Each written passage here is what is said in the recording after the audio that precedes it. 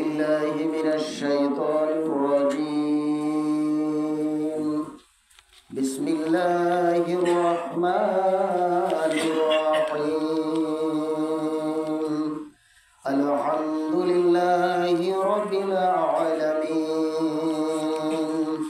والصلاة والسلام على أشرف الأنبياء والمرسلين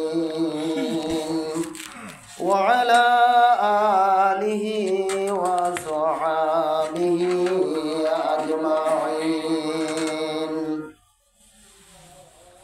قال النبي صلى الله عليه وسلم إن الله لا يطلع في ليلة النصف من شعبان فيغفر لجميع خلقه إلا لمشرك أو مشاعين. আলহামদুলিল্লাহ, সমস্ত প্রশংসা আল্লাহ তাআলার জন্য যে আল্লাহ তাবারক তাআলা আমাদেরকে জুমা নামাজের উদ্দেশ্যে মসজিদে আসার সুযোগ করে দিয়েছেন। আমরা আল্লাহ তাআলার দরবারে শুকরিয়া জানাই, আলহামদুলিল্লাহ। অতঃপর সালাত প্রেরণ করি শেষ নবী মুহাম্মদ রাসূলুল্লাহ সাল্লাল্লাহু আলাইহি ওয়াসাল্লামের উপর। আমরা বর্তমানে এমন একটি মাসের মধ্যে উপস্থিত হয়েছি যে মাসটি হলো শাবান মাস। মুসলমানের কাছে এই মাসটি অত্যন্ত গুরুত্বপূর্ণ একটি মাস, কারণ এই মাসে আল্লাহ রসুল বেশি বেশি সিয়াম পালন করেছেন। রসুল সাল্লাল্লাহু আলাইহি ওয়াসাল্লাম এই মাসে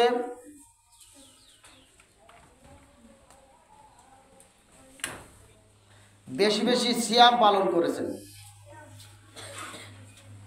আমরা এই মাসে রমজানের প্রস্তুতি স্বরূপ বেশি বেশি সিয়াম পালন করব। তো এই মাসের ফজিলত শুধুমাত্র সিয়াম পালন করা। আর আল্লাহ রসুল হাদিসের মধ্যে যেটা বললেন, ইন্নাল্লাহা লা ইয়াতলিউ ফি লাইলাতিন নিসফি মিন শাবান, নিশ্চয়ই আল্লাহ তাআলা কি করেন, শাবান মাসের 14ই দিবাগত রাত্রিতে, লাইলাতুন নিসফি মিন শাবান অর্ধরাত্রি, শাবান মাসের অর্ধরাত্রিতে আল্লাহ তাআলা তার সমস্ত সৃষ্টির প্রতি দৃষ্টি দেন। ফায়াগফিরু লিজামি খলকিহি, সমস্ত সৃষ্টিকে আল্লাহ তাআলা মাফ করে দেন। ইল্লা লিল-মুশরিকিন আও মুশাহিন, যারা শিরকে লিপ্ত এবং যারা হিংসা বিদ্বেষে লিপ্ত, এদের ছাড়া আল্লাহ তাআলা সকলকে মাফ করে দেন। তো এই শাবান মাসে লাইলাতুন নিসফি মিন শাবান, মধ্য শাবানের রজনীতে মাপ পেতে গেলে শর্ত হলো দুইটি। একটি হলো শিরকি কর্মকাণ্ড থেকে বাদ দিতে হবে, শিরকি চিন্তা চেতনা বাদ দিতে হবে, আর হিংসা বিদ্বেষ বাদ দিতে হবে। তো শাবান মাসের ফজিলত সম্বন্ধে কোরআনুল কারিমে আল্লাহ কিছুই বর্ণনা করে নাই, যদিও একটি কথা এসেছে যে মুবারকন রাত, এই মুবারকন রাত বলে লাইলাতুল কদরকে বোঝানো হয়েছে। কারণ আল্লাহ বলেছেন ইন্না আনজালনাহু ফি লাইলাতিল মুবারাকা, আমি কোরআনকে নাজিল করেছি বরকতময় রজনীতে। তো কোরআন বরকতময় রজনীতে নাজিল হয়েছে, সেই বরকতময় রজনী হলো লাইলাতুল কদর। তো হাদিসের মধ্যে আল্লাহ রসুল বলেছেন এটা হলো শাবানের অর্ধ রজনী। এই রজনীতে আল্লাহ তাআলা মাফ করবেন, শর্ত হলো দুইটি। একটি হলো শিরক বাদ দেওয়া, আরেকটি হলো হিংসা বিদ্বেষ বাদ দেওয়া। আল্লাহ রসুল এই রাত্রিতে বিশেষ কোনো ইবাদত রসুল্লাহ থেকে তিনি বর্ণনা করেন নাই। রসুল্লাহ সাহাবায়ে কেরাম বিশেষ কোনো ইবাদত এই রাত্রিতে করে নাই।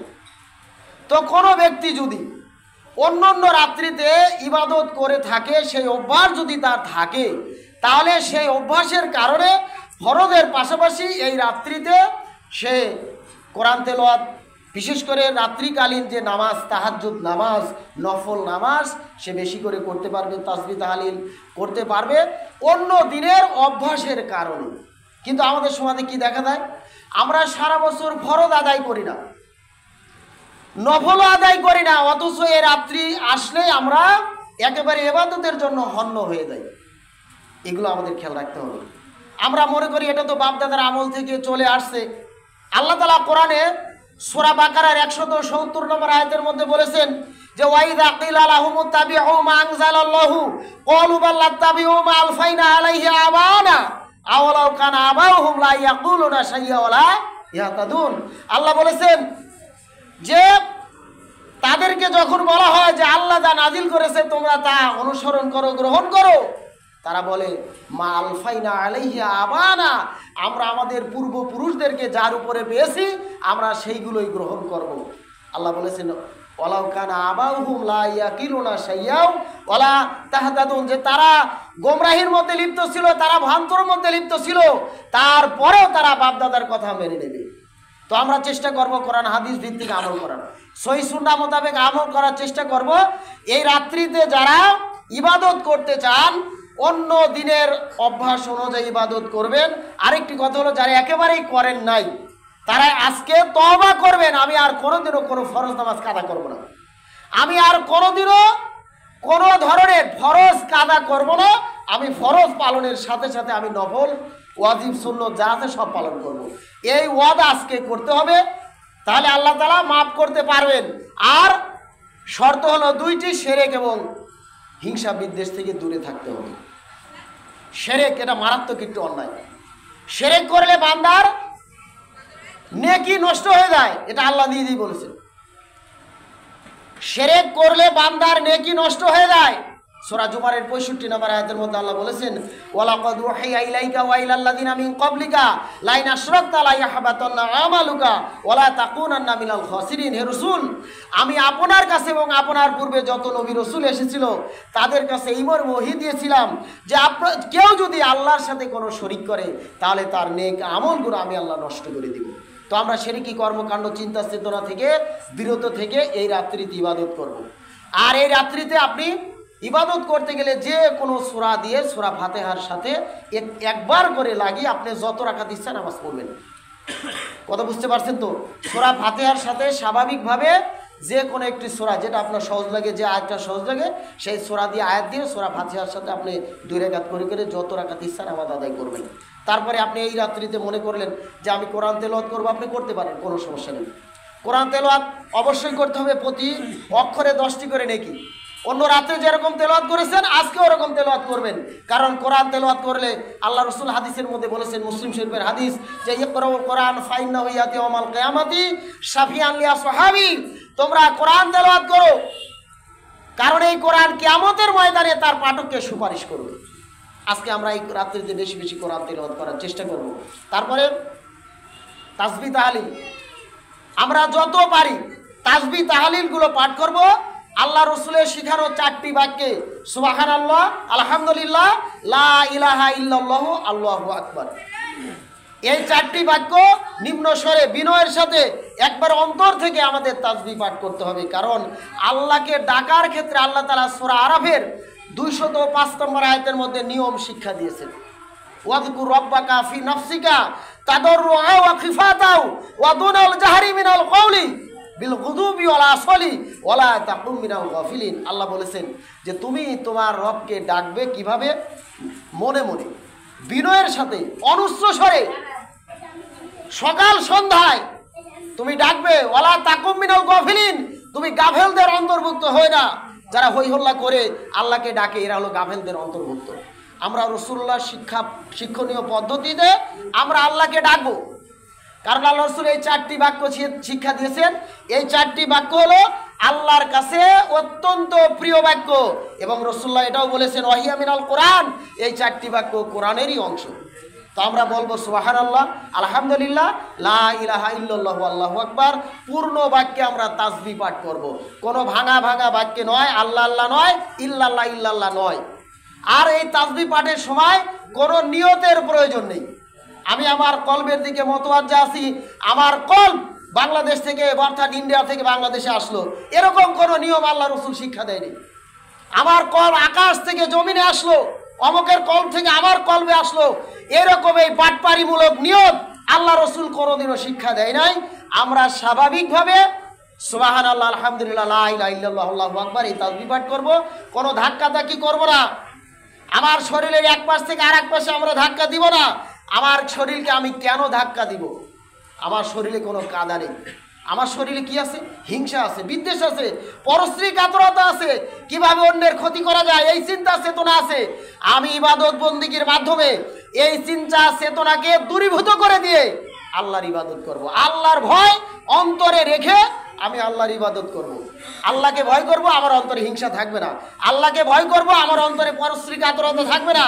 কিভাবে অন্যের ক্ষতি করা যায়, অন্যকে জুলুম করা যায়, কিভাবে অন্যকে ফাঁদে ফেলে কিছু ইনকাম করা যায়, এরকম চিন্তা চেতনা আমার মধ্যে থাকবে না। এটাই হলো কথা। আমরা তাসবিহ পাঠের সময় কোনো ধাক্কাধাক্কি করব না। সাহাবায়ে কেরাম এ ধরনের অনুশীলন শিক্ষা দেয় নাই কাউকে, তারা নিজেরাও করে নাই, উম্মতদেরকেও শিক্ষা দেয় নাই তারা।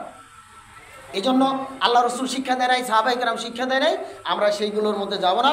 আমরা স্বাভাবিকভাবে তাসবিহ পাঠ করবো সুবহানাল্লাহ আলহামদুলিল্লাহ।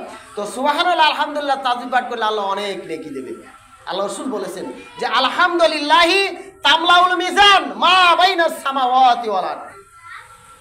সুবহানাল্লাহ আলহামদুলিল্লাহ, আল্লাহ রসুল বলেছেন সুবহানাল্লাহ আলহামদুলিল্লাহ তাসবিহ পাঠ করলে আকাশ এবং জমিনের সমস্ত জায়গা আল্লাহ তাআলা নেকি দ্বারা পরিপূর্ণ করে দিবে। সুবহানাল্লাহ। আল্লাহ তাআলা রসুল বলেন যে আলহামদুলিল্লাহ তাসবিহ পাঠ করলে মিজানের পাল্লা ভারী হয়ে যাবে। হাসরের ময়দানে আমরা মিজানের পাল্লা ভারী করতে চাই, এটাই তো স্বাভাবিক। আর বুখারী শরীফের সর্বশেষ হাদিস ওয়ান আবি হুরায়রা রাদিয়াল্লাহু তাআলা আনহু قال قال رسول الله صلى الله عليه وسلم কালিমাতান খফিফাতান আলাল লিসান সাকিলাতান ফিল মিজান হাবিবাতান ইলার রহমান সুবহানাল্লাহি ওয়া বিহামদিহি সুবহানাল্লাহিল আযীম।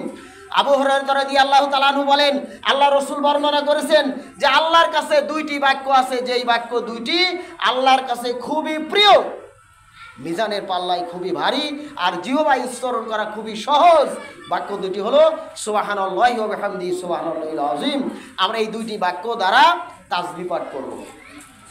তারপরে আমরা আল্লাহ রাসূল উপরে বেশি বেশি দরুদ পাঠ করব। দরুদ ইব্রাহিমি বেশি বেশি পড়বেন।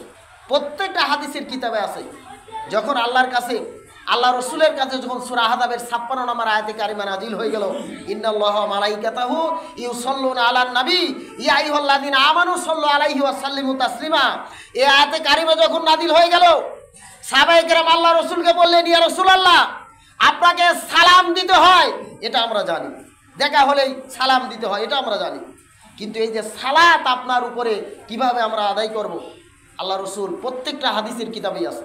তখন আল্লাহ রসুল সকল সাহাবীদেরকে শিক্ষা দিলেন।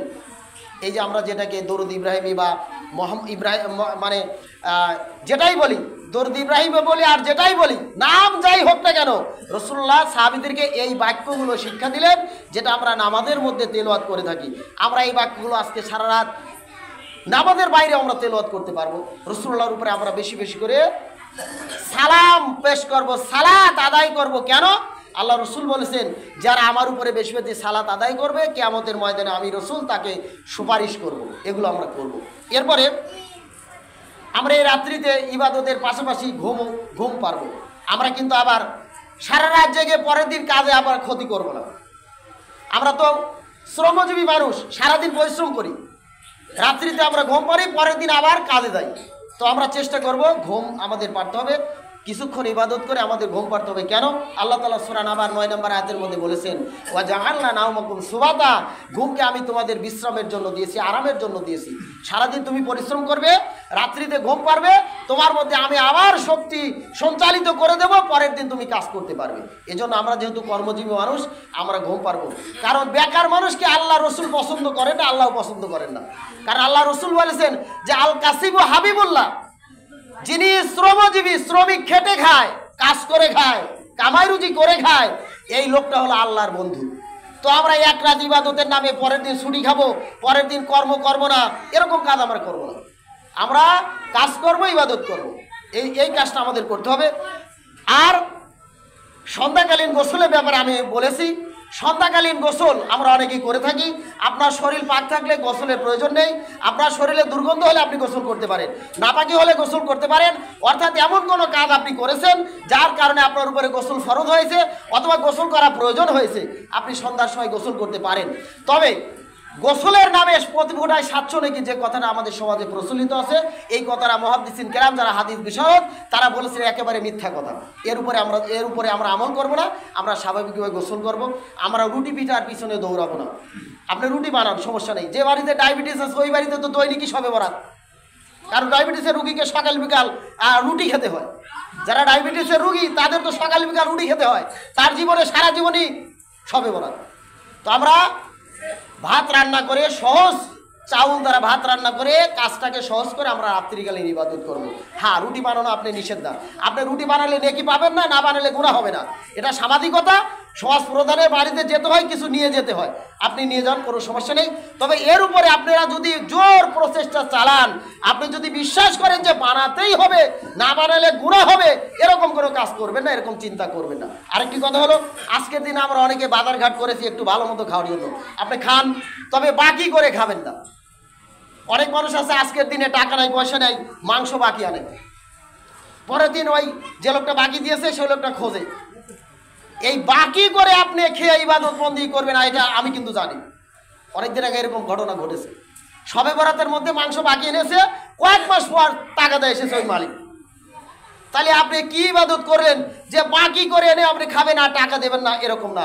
অথচ আল্লাহ রসুল হাদিসের মধ্যে বলেছেন যে যারা বাকি রেখে ঋণগ্রস্ত অবস্থায় যারা মারা যায়, আল্লাহ রসুল ওই ব্যক্তির জীবনেও কোনো জানাজা আদায় করেনি।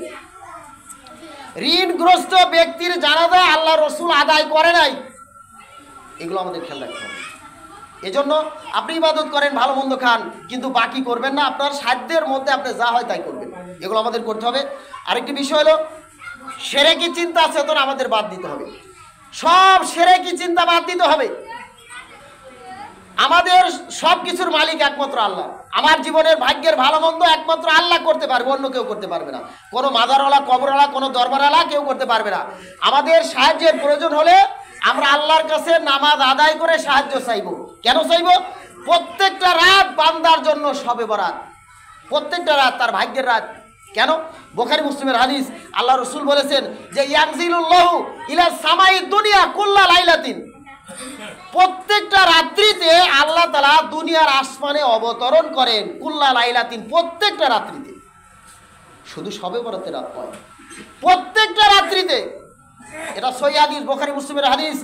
আল্লাহ তাআলা প্রত্যেকটা রাত্রিতে বান্দাকে ডাকে, আনাল মালিকু, আনাল মালিকু, আমি রাজা ধীরাজ, আমি রাজা ধীরাজ, তোমরা আমাকে ডাকো, তোমার যে সমস্যা আছে আমাকে ডাকো, আমি সমাধান করে দিব। তোমার গোনা মাপের প্রয়োজন, আমার কাছে গোনা মাপ চাও, আমি মাফ করে দিব। তোমার যে সমস্যা আমার কাছে চাও। অথচ আমরা সারা বছর কিছুই করে একটি রাতে ইবাদতের জন্য আমরা ধন্য হয়ে যাই। আর এই ইবাদতগুলো আপনি করবেন কোথায়? বাড়িতে করবেন। কেন করবেন? আল্লাহ রসুল বলেছেন তোমরা বাড়িকে কবরস্থানে পরিণত করিও না। কবর নীরব জায়গা, তোমার বাড়িকে তুমি নীরব রাখিও না, তোমার বাড়িকে তুমি গোরস্থানে, কবরস্থানে পরিণত করিও না। তুমি তোমার বাড়িতে কোরআন তেলাওয়াত দ্বারা, নফল ইবাদত দ্বারা, তাসবিহ তাহলিল দ্বারা তুমি জিন্দা রাখবে। তো যেহেতু নফল ইবাদত, এর জন্য কোনো ঘটা জমায়েত এটা উচিত না, কোনো সাহাবায়ে কেরামের যুগে এগুলো ছিল না। আমরা চেষ্টা করব ফরজ সালাতটা মসজিদে পড়ব, ফরজ সালাতটা মসজিদে আদায় করে আমরা কি করব? বাড়িতে নিজের আবেগ নিয়ে, আগ্রহ নিয়ে, একেবারে নীরবভাবে আমরা তাসবিহ তাহলিল, কোরআন তেলাওয়াত করব, আল্লাহর কাছে আমরা চাইব। বাড়িকে আমরা কবরস্থানে পরিণত করব না, এই কাজটা আমাদের করতে হবে।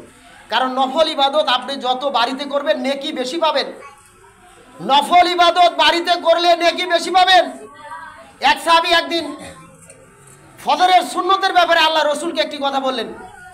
রাসূলুল্লাহ একটু রাগান্বিত স্বরে সাহাবীকে বললেন, এই সাহাবী, তুমি কি কোনোদিন দেখেছো যে আমি ফজরের সুন্নত নামাজ মসজিদে পড়েছি?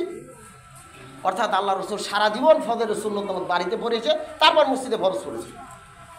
এজন্য আমাদের ফরজ মসজিদে আদায় করব, আর নফল ইবাদতগুলো বাড়িতে আদায় করার চেষ্টা করব, আল্লাহ নেকি বেশি দেবে। এগুলো আমাদের খেয়াল রাখতে হবে। আরেকটি বিষয় হলো শিরকি কর্মকাণ্ডের পাশাপাশি হিংসা বিদ্বেষ বাদ দিতে হবে। হিংসা এটা অত্যন্ত গর্হিত কাজ, খুবই গর্হিত কাজ হিংসা। আবু দাউদ শরীফ হাদিসের মধ্যে এসেছে, আল্লাহ রসুল বলেছেন যে হিংসা করলে মানুষের নেকি নষ্ট হয়ে যায়। আগুন যেমন খড়িকে পুড়িয়ে শেষ করে দেয়, আগুন যেমন খড়কুটাকে পুড়িয়ে শেষ করে দেয়, হিংসা বিদ্বেষ মানুষের নেক আমলকে নষ্ট করে দেয়। তাহলে শিরক করলেও বান্দার নেক আমল যেরকম নষ্ট হয়ে যায়, আবার হিংসা বিদ্বেষ করলে বান্দার নেক আমল নষ্ট হয়ে যায়। পৃথিবীর ইতিহাস আপনি খুঁজে দেখেন, যেখানে হিংসা হয়েছে সেখানেই মানুষের বিপর্যয় হয়েছে। আদম আলাইহিস সালামের সাথে শয়তানের যে হিংসা হয়েছিল, আল্লাহ বলেছিল সিজদা করার জন্য, তিনি করলেন না। আল্লাহ কি করে? তাকে কিয়ামত পর্যন্ত অভিশপ্তের লানত পরিয়ে দিলেন। তারপরে আদম আলাইহিস সালামের দুই পুত্র হাবিল এবং কাবিল, সূরা মাইদার 27 নম্বর আয়াতের মধ্যে আল্লাহ বলেছেন, এই দুই সন্তানের কোরবানি নিয়ে যখন সমস্যার সৃষ্টি হলো, এক ভাই আরেক ভাইয়ের সাথে হিংসা বিদ্বেষে লিপ্ত হওয়ার কারণে এক ভাই আরেক ভাইকে হত্যা করল। এইভাবে যুগ যুগ অনেক হয়েছে। হিংসার বশবর্তী হয়ে মক্কার কাফেরেরা ইসলামের জোয়ার দেখে আল্লাহ রসুলের সেই জোয়ারকে থামিয়ে দেওয়ার চেষ্টা করেছিল, কিন্তু তারা পারেনি। হিংসা করেছে, তারাই ধ্বংসপ্রাপ্ত হয়েছে। বর্তমান যুগেও যারা আলেম ওলামাদের সাথে, ইসলামিক প্রচারকদের সাথে, যাদের কারণে সমাজে ইসলামের প্রচার হয়, যাদের কারণে সমাজটা ইসলামিক পরিবেশে তৈরি হয়, তাদের সাথে যারা হিংসা বিদ্বেষ করে তাদেরকে বাধা দিবে, তাদের জন্য কঠিন শাস্তির ব্যবস্থা আল্লাহ বলেছেন। আল্লাহ তাআলা 30 পারা সূরা বুরুজের 10 নম্বর আয়াতের মধ্যে বলেছেন যে ইন্নাল্লাযিনা ফাতানুল মুমিনিনা ওয়াল মুমিনাতি সুম্মা লাম ইয়াতুবু ফালাহুম আযাবু জাহান্নামা ওয়া লাহুম আযাবুল হারিক। আল্লাহ বলেছেন, নিশ্চয়ই যাহারা মুমিনদেরকে কষ্ট দেয়, হিংসা করার কারণে কষ্ট দেয়, জুলুম করে, নির্যাতন করে, তাদের ধর্ম প্রচারকে তারা বিভিন্নভাবে বাধাগ্রস্ত করে, এই কাজটা যারা করে অতঃপর তারা তওবা করে না, আল্লাহ বলেন তাদের জন্য জাহান্নামের কঠিন শাস্তি রয়েছে। এজন্য আমরা হিংসা করব না, কারোর সাথে হিংসা না করে কিভাবে ইসলামের প্রসার করা যায়, কিভাবে পরিবেশটাকে ইসলামিক পরিবেশে তৈরি করা যায়, এই ব্যবস্থা, এই চিন্তা চেতনা আমাদের, এই কাজটা আমাদের করতে হবে। আরেকটি বিষয় হলো, আমাদের হিংসা ব্যক্তিকেন্দ্রিক হিংসা থাকতে পারে, একে অপরের সাথে হিংসা থাকতে পারে। আজকে রাত্রিতে আপনি তওবা করে এগুলোর থেকে ফিরে আসবেন। কারোর সাথে কোনো হিংসা বিদ্বেষে লিপ্ত হওয়া যাবে না, নেক আমল নষ্ট হয়ে যাবে। পারিবারিক হিংসা থাকতে পারে, ভাই বোনের হিংসা থাকতে পারে, মা ছেলের হিংসা থাকতে পারে, বাপ ছেলের হিংসা থাকতে পারে, পারিবারিকভাবে একে অপরের সাথে হিংসা থাকতে পারে। আজকে রাত্রিতে তওবা করে ফিরে আসতে হবে। সামাজিকভাবে একে অপরের সাথে হিংসা বিদ্বেষ থাকতে পারে, এটা স্বাভাবিক। আমরা যেহেতু সামাজিক যে বিভিন্ন কারণে হিংসা হতে পারে, তওবা করে এখান থেকে ফিরে আসতে হবে। দেখেন, অনেকে রাজনৈতিকভাবে হিংসা করে কি হয়, একজন মারা গেলে তার জানাজায় শরীক হয় না, অথচ উভয় কিন্তু মুসলমান। একটি জিনিস আপনি লক্ষ্য করেন, দলে দলে রাজনৈতিক কারণে হিংসা হয়, ওই লোকটা মারা গেলে তার জানাজায় শরীক হয় না। এরকম সমাজে অনেক ঘটনা আছে। এতে কি হয়, ফরজে কিফায়া, জানাজার নামাজ আদায় করা ফরজে কিফায়া, এই জানাজার নামাজের শরীক হলে যে নেকি হতো, হিংসা করার কারণে ওই নেকির থেকে ওই লোকটা বঞ্চিত হয়ে গেল। আল্লাহ রসুল বলেছেন, কেউ যদি জানাজার সালাতে শরীক হয়, উহুদ পাহাড় পরিমাণ, একটি রাতের কথা বলা হয়েছে, উহুদ পাহাড় পরিমাণ নেকি আল্লাহ তাআলা তাকে দান করবে। ওই লোকটা যদি দাফনে শরীক হয়, তাহলে 2 কিরাত নেকি আল্লাহ তাআলা তাকে দান করবে। তার মানে উহুদ পাহাড় পরিমাণ 2 নেকি আল্লাহ তাআলা তাকে দান করবে। অথচ হিংসা করার কারণে আমরা কি করছি, একজন মুসলমান মারা যাচ্ছে, আমরা হিংসার কারণে তার জানাজায় শরীক হচ্ছে না। কেন? ওই লোকটা আমার দলের না, ওই লোকটা আমার গোত্রের না, বংশের না, এরকম আছে, বংশ হিংসা আছে, গোত্র হিংসা আছে। অথচ আল্লাহ কোরআনে কি বললেন, সূরা হুজারাতের 13 নম্বর আয়াতের মধ্যে আল্লাহ বলেছেন, শোনো হে মানুষেরা, শোনো, আমি আল্লাহ তোমাদেরকে 2 জন ব্যক্তি থেকে সৃষ্টি করেছি, আর সেখান থেকে আমি সারা পৃথিবীতে বিভিন্ন মানুষ ছড়িয়ে দিয়েছি, আর তোমাদেরকে বিভিন্ন গোত্রে গোত্রে আমি বিভক্ত করে দিয়েছি, যাতে তোমরা একে অপরকে চিনতে পারো। এই যে বংশ তৈরি করে দেওয়া, গোত্র বিভক্ত করে দেওয়া, এটা আল্লাহই করে দিয়েছেন। এই যে আমাদের গ্রামে খেয়াল করেন, বিভিন্ন গোত্র আছে না, মোল্লা গোষ্ঠী, পারমাণিক গোষ্ঠী, সর্দার গোষ্ঠী আছে না, বিভিন্ন গোত্র আছে। বাংলাদেশের প্রত্যেকটা গ্রামে এরকম গোত্র আছে, ছোট হোক আর বড় গ্রাম হোক, প্রত্যেকটা গ্রামে এরকম গোত্র আছে। এই গোত্র আল্লাহ আলাদা করে দিলেন। আল্লাহ নিজেই বলেছেন সূরা হুজারাতের 13 নম্বর আয়াতের মধ্যে বলেছেন যে গোত্র বিভক্ত করে দেওয়া এটা আমি আল্লাহই করে দিয়েছি।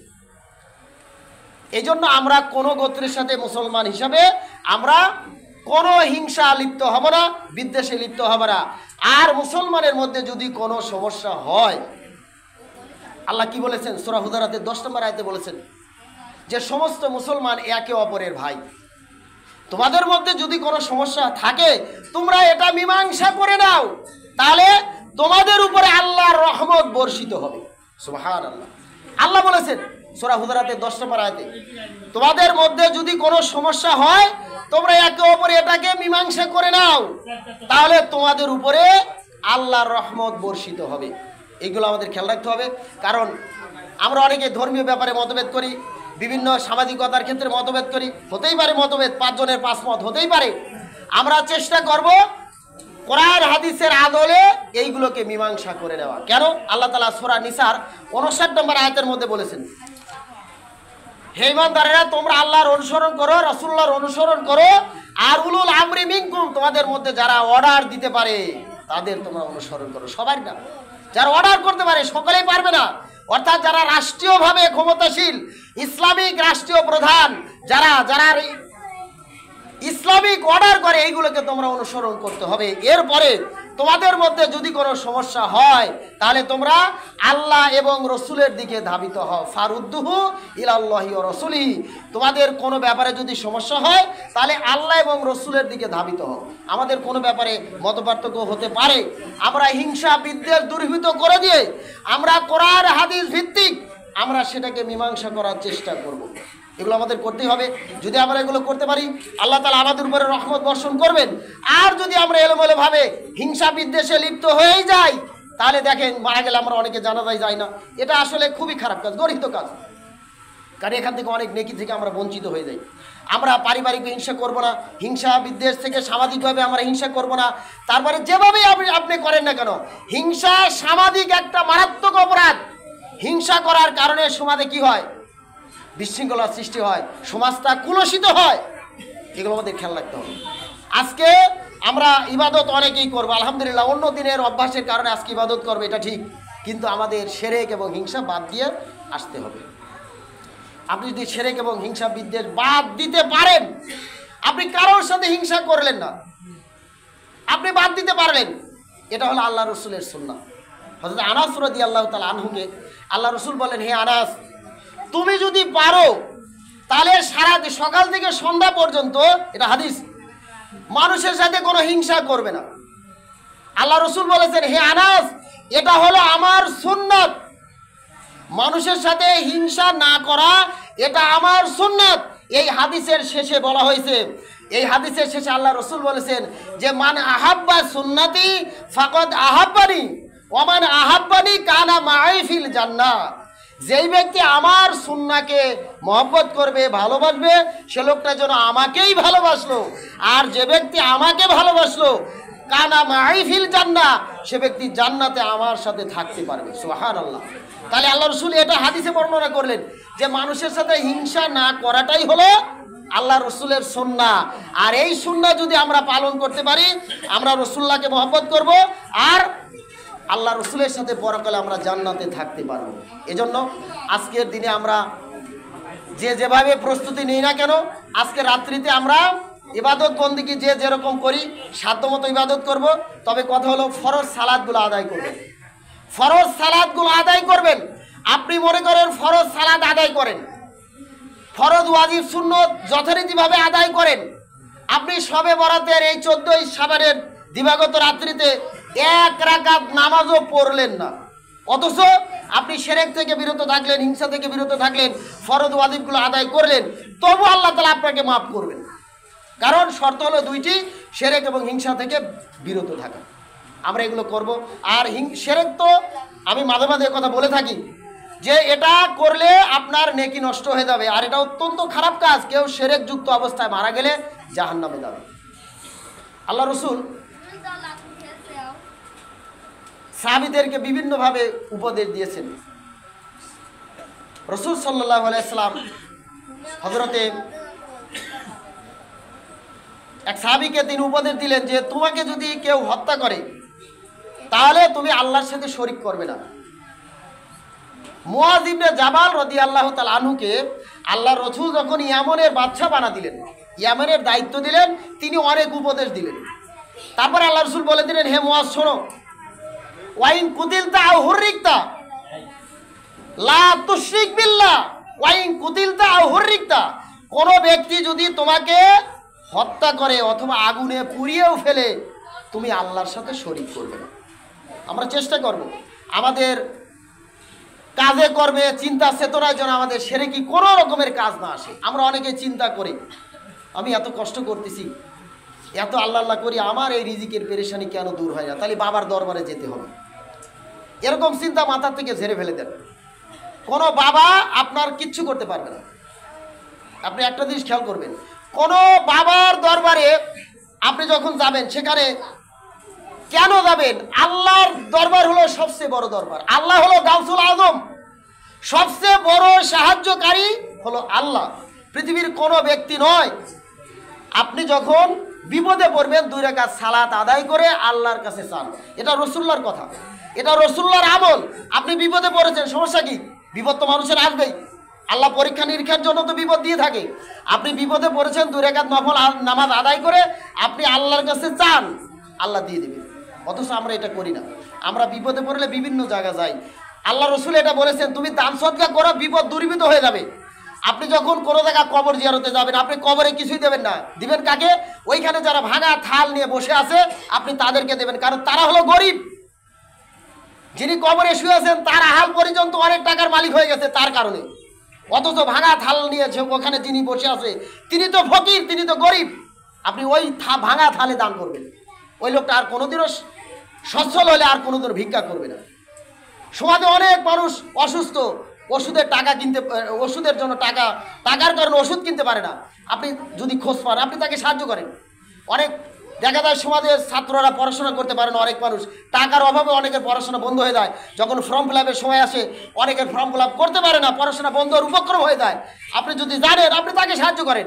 আর আল্লাহকে বলেন, আল্লাহ তুমি যদি এই আমলটা আমার কবুল করে থাকো, আমি তো তোমার জন্য তাকে দান করলাম, যদি তুমি আমার এই আমলটা কবুল করে থাকো, পছন্দ করে থাকো, তাহলে এই আমলের ওসিলায় আমার অমুক বিপদটা তুমি দূরীভূত করে দাও। এটা হাদিসে এসেছে।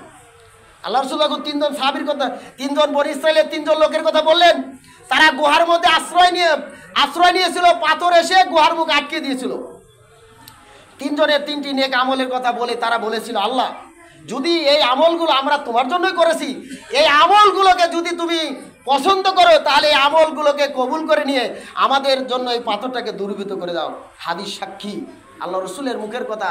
হাদিসে আল্লাহ রসুল বলেছেন, এই কথা বলার কারণে পাথর একেবারে সরে গেল, 3 জন গুহার থেকে বের হয়ে আসলো।